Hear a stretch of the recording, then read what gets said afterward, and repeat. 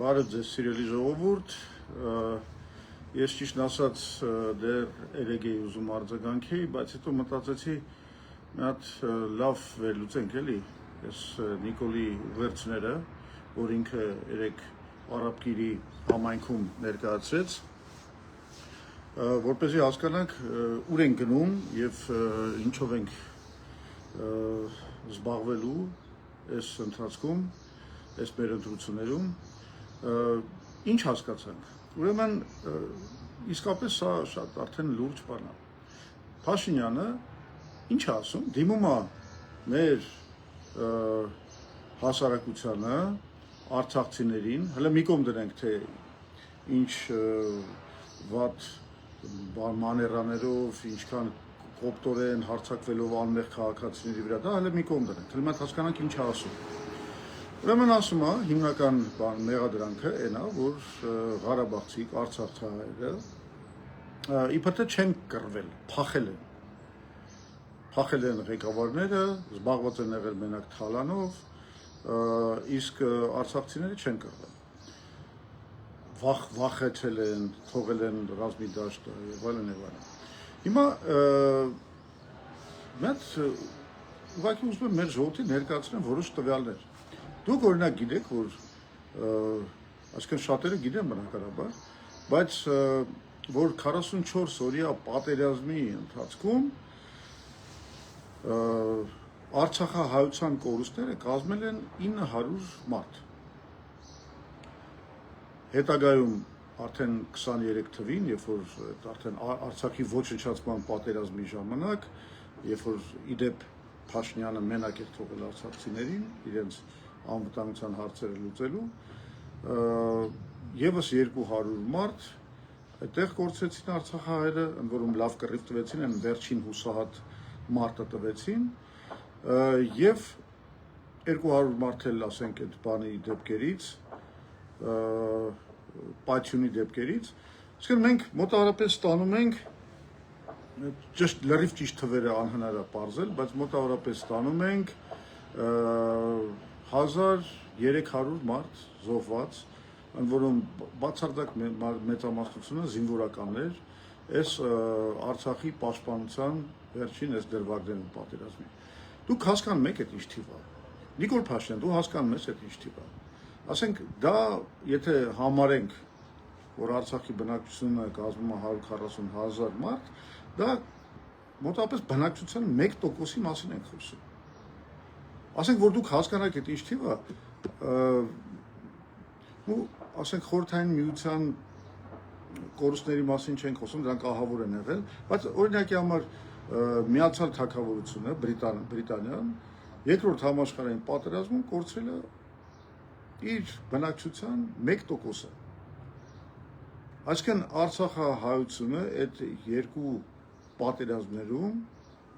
կորցրել է այնքան մարդ, ինչքան Միացյալ Թագավորությունը Բրիտանիայի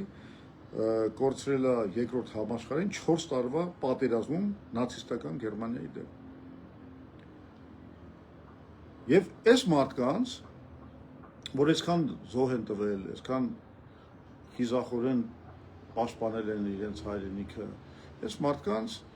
Նիկոլ Փաշինյանը մեղադրում է, անվանում է վախկոտներ, փախել եք, չեք պաշտպանել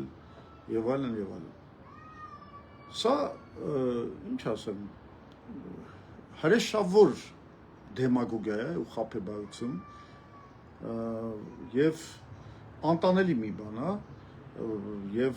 չգիտեմ, այս մարդուն սրանից հետո ոնց անվանենք։ Գիտեք, արդեն չի լինում այս ամեն ինչը բան անել, էլի, իր գժության վրա սպիսատ անել, ասել որ դե լավ, դե հիմա բանա մի քիչ շեղված է, էսա հենա։ Սա հոգեբանություն է։ Սա հոգեբանություն է, սա մոտեցում է։ Ինքը համարում է, որ հələ մի հատ էլ տեսեք ինչ ասում է։ Ասում է դու ոնց է չես զոհվել։ Դուք ինչ եք ընդհանրապես կենթանի, որ հələ ստե գալիս եք 5000 զոհերի մասին խոսում եք։ Հասկանում եք ինչ ասում այս մարդը։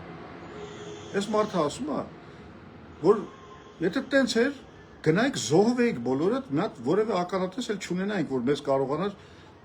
որևէ կշտամբանք բերեր մեր առաջ դներ։ Այս մարդը այսենց ինչ ասեմ, հայերենում դժվարանում էլ հրեշ են բառը չի, ուռոդ է էլի։ Սենց մի բան է։ Ասում ես այդ Ղարաբաղ Արցախի ղեկավարությունը փախել է։ Արցախի ղեկավարությունը այսօր Բաքվի բանտերում տանջվում է ու տանջվում է նաև այն պատճառով, որ դու քո դիվանագիտությունը բացարձակ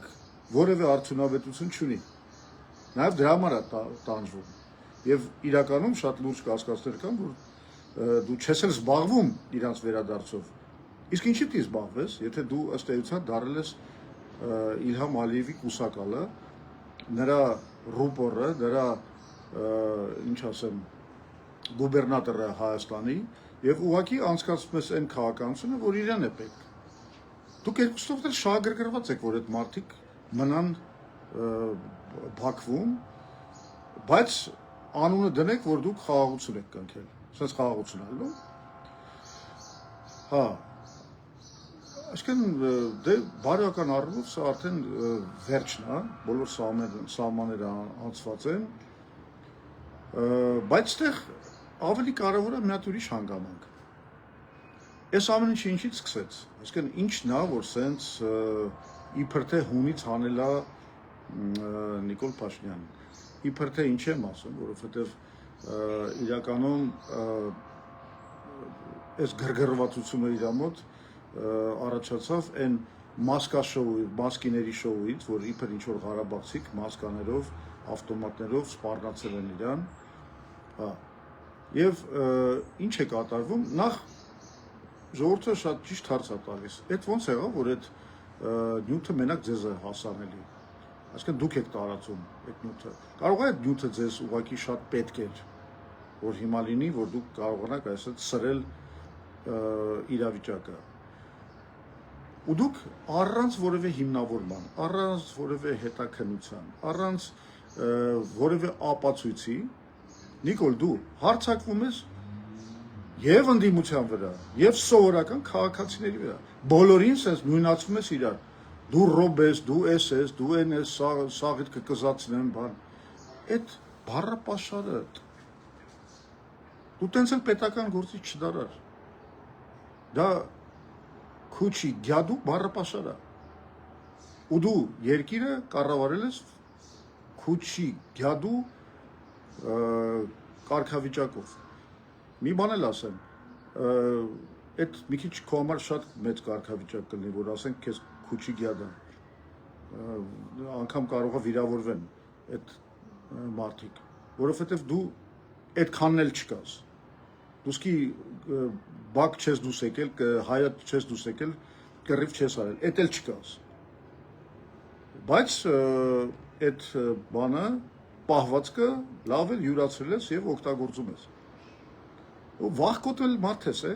դեմ դիմաց այդ կանգնած Արթուր Օսիպյանը դու իրան չես կարողանում պատասխան տաս, հետո փախնում ես, գնում ես կամերայի մեջ հանրության ես սկսում քո պատասխանը տալ։ Կարճ ասած ահա ուր է, ես կարծում եմ Փաշինյանը միտումնավոր գնում է սրման իրավիճակի, ինքը հասկանում է, որ հողը իր տակից գնում է, որ իրան պետք է սրել իրավիճակը և ստեղծել անգամ գնալ բախումների և այլն և այլն։ Ամբողջ պատասխանությունը լինելու է քո վրա, Նիկոլ, դրա համար, բայց մեր ժողովրդին ես կոչ եմ անում սառնասիրտ կեցվածքի, մենք պետք է հասկանանք ինչ չարիքի հետ գործ ունենք, պետք է մեր գործողությունները պետք է լինեն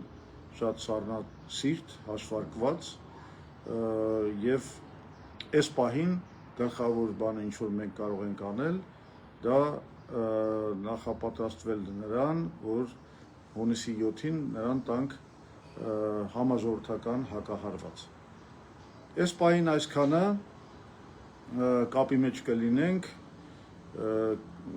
իրավիճակը թեժանում է և միգուցե անգամ այդ կապի անհրաժեշտությունը շատ ավելի հաճախակի լինի։ Շնորհակալություն, մինչև մյուս հանդիպումներ։